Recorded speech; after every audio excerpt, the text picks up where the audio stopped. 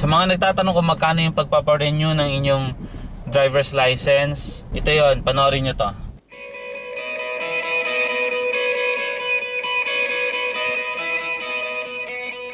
Ikaw, say ano?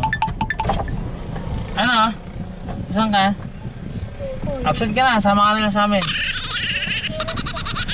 What is up mga idol? Si Mark Flores ulit ito at welcome back to my channel. Kung hindi pa kayo part ng channel na ito, kung hindi pa kayo idol, just click the subscribe button. Kasama ko ang aking kapatid, si Gladden. Ang i-vlog ko ngayon yung aking pagkuha ng aking license card sa LTO. Nag-renew ako ng aking driver's license nung November. Ito yon, panoorin nyo. 9:15 na mga idol. So nag-umpisa kami, nagbukas yung LTO dito sa Resa sa pagsanhan ng 8 AM. So 1 hour lang nakuha ko na yung lisensya ko. Papel pa lang muna ibibigay. Napakabilis ngayon ng renewal. Ite-text na lang daw nila ako pagka meron ng. Okay, so yan yon mga idol. Siyempre, papel muna yung binigay nila sa akin. Sa mga nagtatanong kung magkano yung pagpapa-renew ng inyong driver's license at kung ano yung proseso, panoorin nyo muna to. So, sa mga magre-renew dyan, huwag nyo kakalimutan.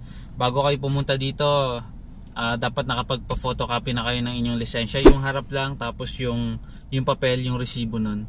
Magkasama, ipa-xerox nyo pa. Pwedeng unahin nyo na yung medical. Antaday ka na magpa-medical, walang problema. Kasi mabilis lang naman eh. Aking binayaran ay 400 sa medical exam. Tapos 653 naman sa renewal. So lahat ay 1,053.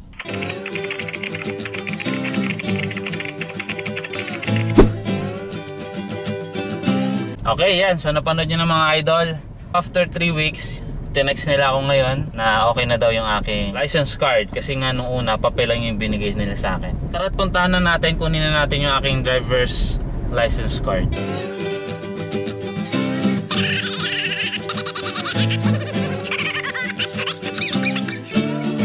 Yan, nandito na po tayo sa pagsanhan at ito yung LTO. Okay.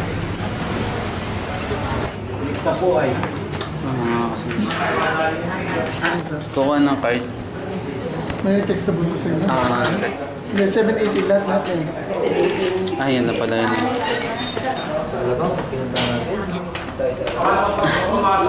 Maghihintay muna tayo.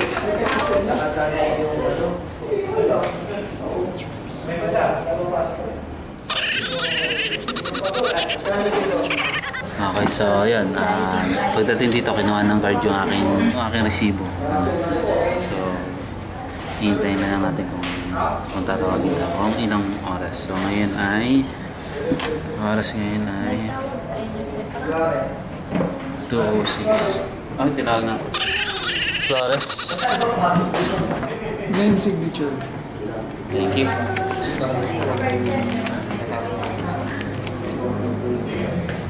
Okay, meron na tayong card. Bilis. So, salamat sa LTO pagsanahan. Napakabilis ng proseso.